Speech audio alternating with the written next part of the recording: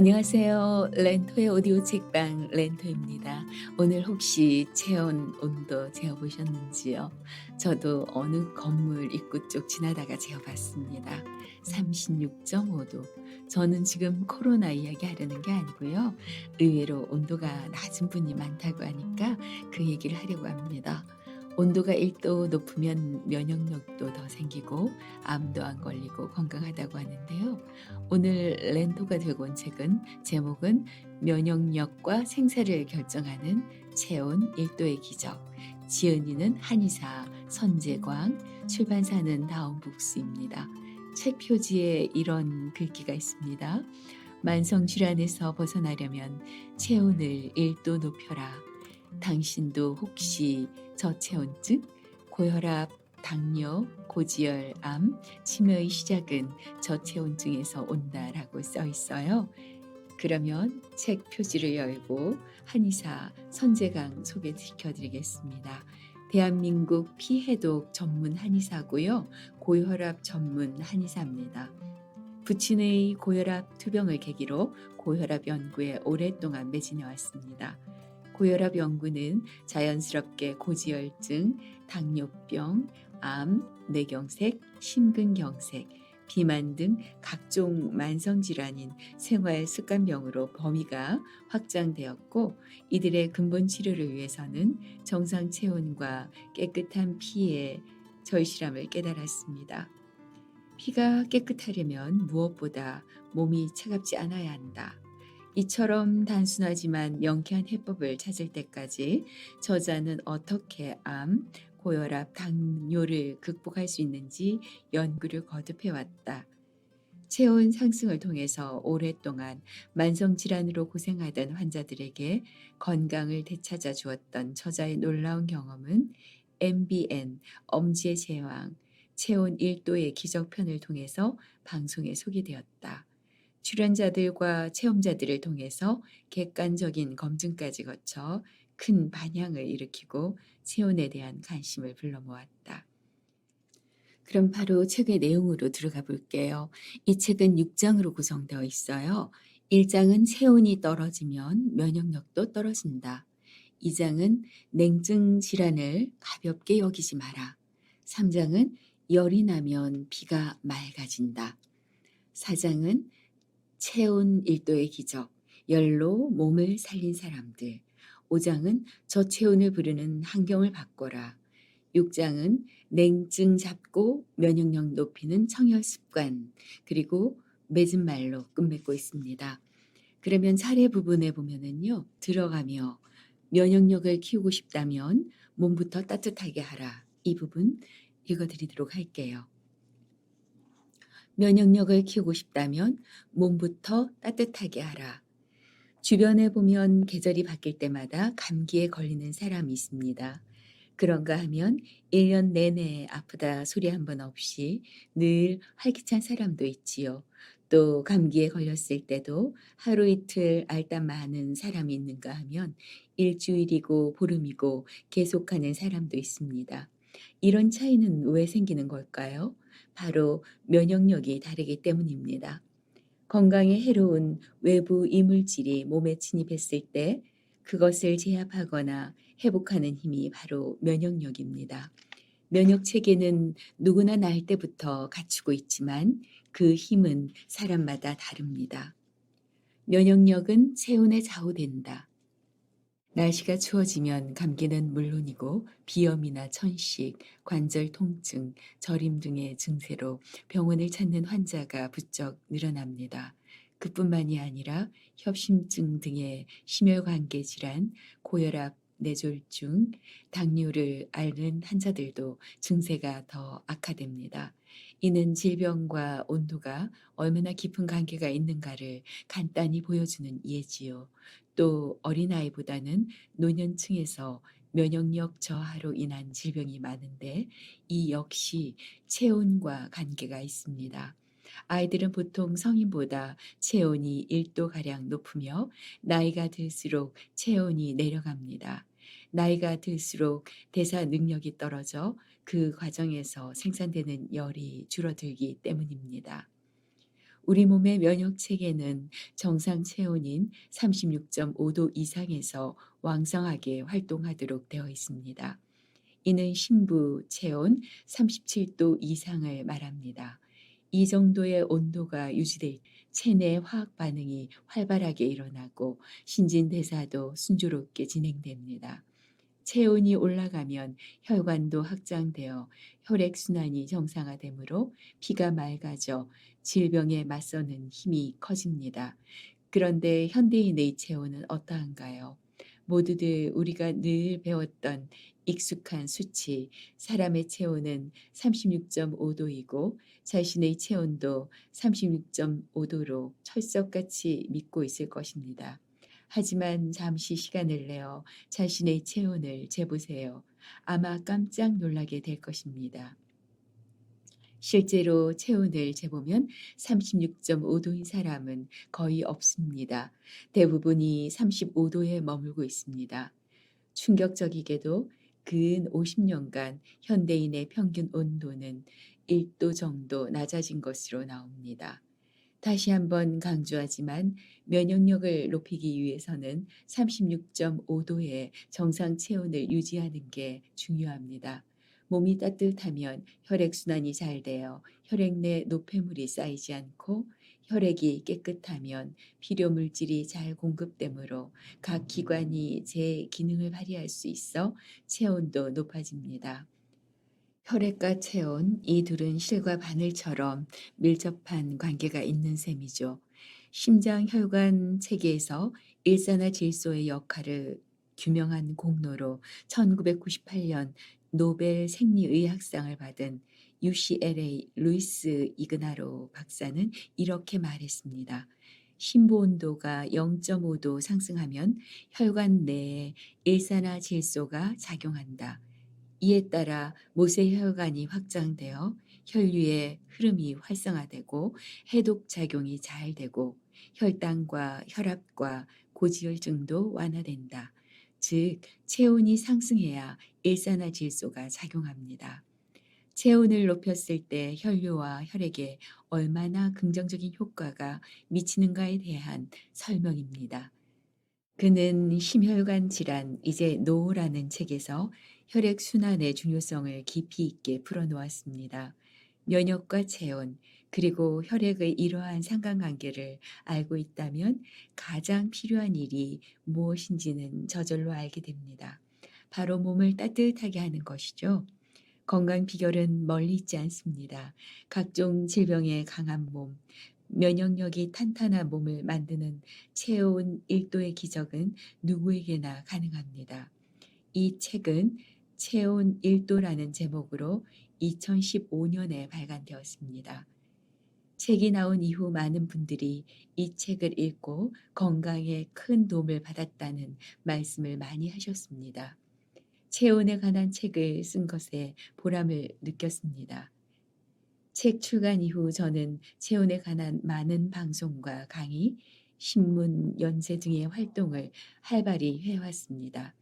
그러다 보니 최신 자료를 추가할 필요성이 느껴져 이번에 새로운 내용을 보강하여 개정판을 출간하게 되었습니다. 많은 분들이 체온의 중요성을 알고 체온 관리를 통하여 건강을 회복하고 질병을 치료하는 데 도움을 받기 바랍니다. 2020년 12월 선재광. 이 책은 제가 부분 발제해서 전해드릴게요. 1장에서 골라봤습니다. 체온 1도가 떨어지면 면역력 30%가 낮아진다. 의학계에서 최근 놀라운 사실이 밝혀졌다. 체온이 1도 낮아지면 인체 면역력이 30% 떨어지고 체온이 1도 올라가면 면역력이 무려 500%나 높아진다는 점이다. 더불어 현대인의 90% 이상이 정상 체온에 미치지 못하는 저체온 상태라는 점도 속속 드러났다. 최근 50년 동안 벌어진 체온 변화는 뭘까요? 체온이 1도 떨어지면 대사 능력은 11%가량이, 면역력은 30%가량이 저하된다는 사실입니다. 저체온이 되면 어떤 일이 일어날까요? 혈액이 오염되면 가장 먼저 나타나는 증상이 계속되는 피로감입니다. 머리가 늘 묵직하고 종일 개운함을 느낄 수가 없어요. 암 환자들의 혈액을 보면 건강한 사람들에 비해서 탁하고 끈적끈적한 것을 확인할 수 있습니다. 몸만 따뜻해도 병원 갈 일이 없다고 하네요. 혈액순환이 잘 되면 그만큼 면역력이 좋기 때문에 외부에서 이물질이 침입하더라도 몸이 스스로 잘 이겨낸다. 반대로 혈액순환이 잘 되지 않으면 온갖 질병이 생긴다. 그렇기 때문에 현대인의 낮아진 체온 1도를 각종 면역질환, 고혈압, 당뇨, 암세포가 생기는 이유이자 면역력을 떨어뜨리는 주범으로 주목해야 한다. 현대인의 90%는 저체온이라고 합니다. 몸속 체온에 주목해야 하는 이유는 무엇일까요? 최적의 상태를 유지한다는 것은 곧 모든 장기가 활발히 움직이며 면역 체계가 제대로 작동해서 방어 능력을 잘 발휘한다는 뜻입니다. 체온이 무너지면 인체 시스템이 흔들리는데요. 몸은 열을 생산하는 발전소입니다. 덜어는 체온 조절 중추에 입력된 기준 온도가 낮아서 열을 과도하게 배출하는 몸이 있기도 합니다. 우리는 1도 이내의 체온 변화로도 몸 상태가 확연히 다른 것을 매일 느낄 수 있습니다. 아침에 일어났을 때 몸이 찌부둥하고 움직임이 둔한 것은 체온이 아직 회복되지 않아서 체내 대사가 느려졌기 때문입니다. 오정에 보면은요, 몸을 따뜻하게 하는 음식과 몸을 차갑게 하는 음식이 있습니다. 즉, 음성 음식과 양성 음식이 있는데요. 식재료의 특성에 따른 분류로서 그 음성 음식과 양성 음식을 가려낼 수가 있습니다. 그러면 먼저 산지에 따라서 보도록 하겠습니다. 따뜻한 지역에서 나는 것은 추운 지역에서 나는 것은 양, 더운 남쪽에서 나는 음식은 음성, 추운 북쪽에서 나는 음식은 양성이다. 북쪽에서 나는 과일에는 버찌, 포도, 자두 등이 있다. 이런 음식들은 비교적 양성으로 몸을 차게 하는 성질이 없다. 또한 북쪽 지방 사람들이 즐겨 먹는 소금에 절인 생선이나 젓갈, 된장, 단무지 등은 몸을 따뜻하게 하는 양성 음식이다. 추운 겨울에는 따끈한 밥에 된장국, 소금에 절인 단무지가 있으면 마음에도 힘이 솟는다. 이런 음식의 특징은 염분이 높다는 것이다. 좋은 천일염을 먹는다는 가정하에 소금은 몸을 따뜻하게 해주는 최고의 양성 음식이 될 수 있다. 두 번째로는 경도를 가지고, 즉 부드러운 음식과 딱딱한 음식을 가지고 양과 음을 구분했는데요. 부드럽다는 것은 수분이나 유분을 많이 함유하고 있다는 뜻이다. 그러므로 몸을 차게 하는 성질이 강하다. 바나나, 귤, 파인애플, 수박은 물론이고 빵이나 스폰지 케이크, 감자칩, 마요네즈, 크림도 몸을 차게 하는 음성 음식이다. 딱딱한 음식은 수분 함유량이 적다. 우엉이나 연근 같은 뿌리 채소류, 젓갈류, 장아찌류, 붉은색 고기, 건조과일 등은 몸을 따뜻하게 하는 양성 음식이다. 그리고 색을 가지고서 양과 음을 구분했습니다. 청색 계열은 붉은 계열은 양. 파란색, 하얀색, 초록색의 음식은 음의 성질이다. 반대로 빨간색, 노란색, 주황색, 검은색 음식은 양의 성질을 띈다. 얼굴이 창백한 사람은 대부분 빈혈이 있거나 몸이 차가운 음의 체질이듯이 파란색, 하얀색, 초록색의 추운색 계열 음식도 몸을 차게 하는 음의 음식이다. 양상추 같은 잎채소와 우유, 빵, 국수, 두부, 녹차, 백설탕 등도 마찬가지로 음의 음식이다. 붉은색 고기나 생선, 메밀, 볶음밥, 현미, 누룽지, 미역, 팥, 검은콩, 청국장, 홍차, 흑설탕 등은 모두 양의 음식이다. 그리고 네 번째로 형상에 따라서 구분했습니다. 위로 뻗어 자라는 채소는 아래로 뻗어 자라는 채소는 양. 위로 뻗어 자라는 식물은 태양열을 많이 받아야 잘 자란다. 즉, 자기 몸이 차가워서 열을 많이 받아야 잘 자란다는 뜻이므로 음의 음식이다. 대표적으로는 상추, 양상추, 콩나물 등이 있다. 밑으로 줄기를 뻗는 것은 자기 몸이 따뜻하기 때문에 냉랭한 땅을 파고들어 몸을 차게 하려는 것이다. 이런 성질의 식물은 양의 음식이다. 양의 채소로는 우엉, 연근, 당근, 토란, 양파, 생강, 산마 등이 있다. 그리고 맛으로 구분을 했습니다. 신맛은 짠맛은 양. 식초는 신맛의 대표 주자인데 칼륨을 많이 포함하는 식품으로 몸을 차게 한다. 칼륨이 많은 음식에는 양상추, 오이, 토마토 등이 있고 귤, 바나나, 아보카도처럼 따뜻한 남쪽 지방에서 수확하는 과일과 우유, 맥주를 들 수 있다. 나트륨을 많이 함유한 음식은 양성이다. 미네랄이 풍부한 좋은 소금은 최고의 양성 음식이다. 매실 장아찌나 된장, 간장, 명란젓, 뱅어포, 각종 장아찌류, 치즈는 몸을 따뜻하게 하는 작용을 한다. 위와 같이 재료를 양성과 음성으로 나눌 수 있는데 그 재료를 어떻게 요리해서 먹느냐에 따라 음향이 바뀌기도 한다. 음성 체질인 사람이 음성 음식을 먹을 때는 열을 가하거나 소금을 첨가하는 것이 좋다. 그렇게 하면 양성 음식이 되기 때문이다. 예를 들어 우유에 열을 가하면 치즈가 되며 흰색이 노란색으로 변해 양성이 된다. 녹차는 냉하지만 발효시키면 홍차가 되며 녹색에서 붉은색으로 변하여 양성이 된다. 무에 소금을 더하여 단무지로 만들면 흰색에서 노란색이 된다. 수박, 토마토, 오이 역시 소금에 절이면 양성 음식이 된다. 반면 양성 체질이 음성 음식을 먹고 싶으면 식초를 넣어서 먹으면 된다. 이처럼 식재료의 음영을 바꾸려면 소금과 식초를 활용하면 된다. 체온 중추가 살아나는 음식을 먹으라 해서 저자는 오열 청혈청과 모가 뱃쑥 그리고 생강, 마늘, 계피를 소개했는데요. 그 가운데서 오열 청혈청을 소개드리겠습니다. 체온을 올릴 수 있는 근본적인 방법은 바로 청혈이다. 청혈의 목표는 피를 맑게 해주는 것이다.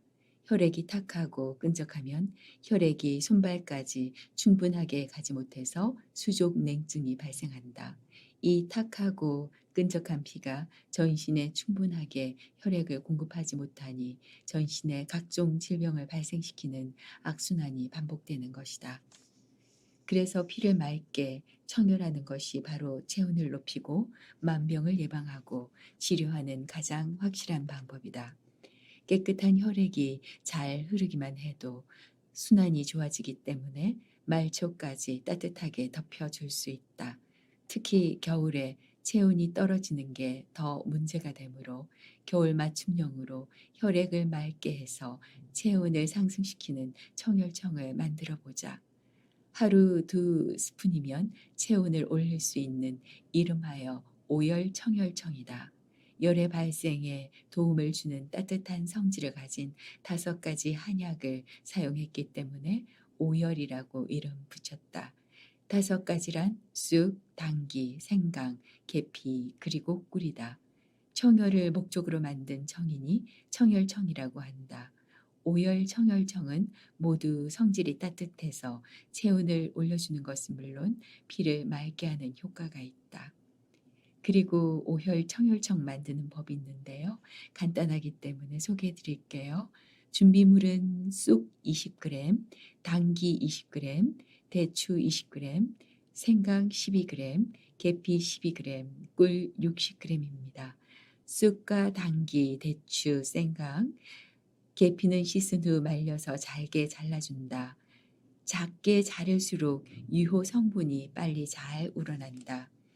이때 대추도 성분도 잘 우러나게 칼로 흠집을 내어준다. 재료를 모두 유류병에 담은 후 여기에 재료가 잠길 정도로 꿀을 넣어주면 된다. 그 다음에 3일 이상 둔 다음 드시면 된다.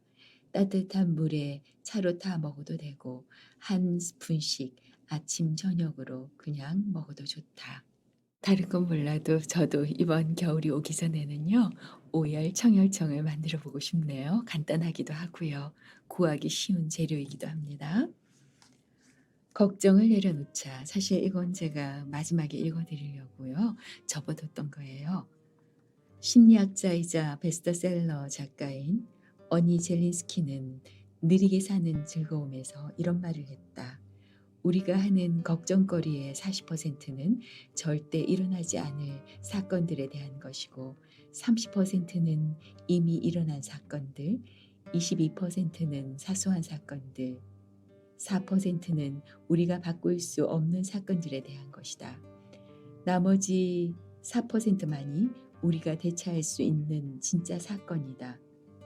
즉 96%의 걱정거리가 쓸데없는 것이다. 절대 일어나지 않을 사건 또는 이미 일어나 버렸거나 일어나도 어쩔 수 없는 사건이라면 걱정을 해봐야 쓸모가 없다.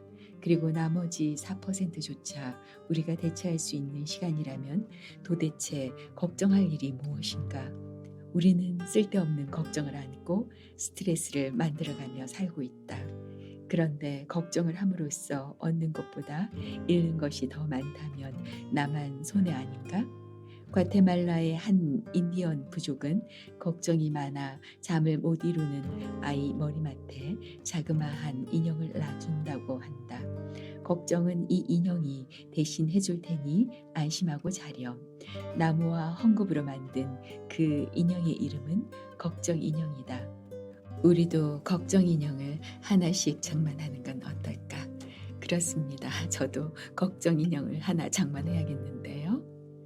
지금까지 함께한 저는 렌터입니다. 함께 해주셔서 감사합니다.